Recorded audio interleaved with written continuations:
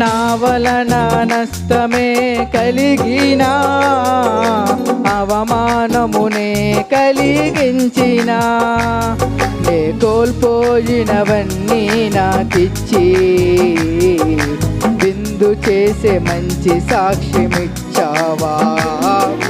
కోల్పోయినవన్నీ నాకిచ్చి విందు చేసే మంచి సాక్ష్యమిచ్చావా.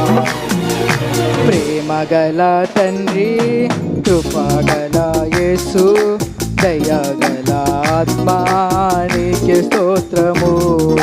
ప్రేమగల తండ్రి, కృపగల యేసు, దయగల ఆత్మా నీకే స్తోత్రము. నా యందు జాలిపడు దేవా, నా నీతివైన నా ప్రభువా.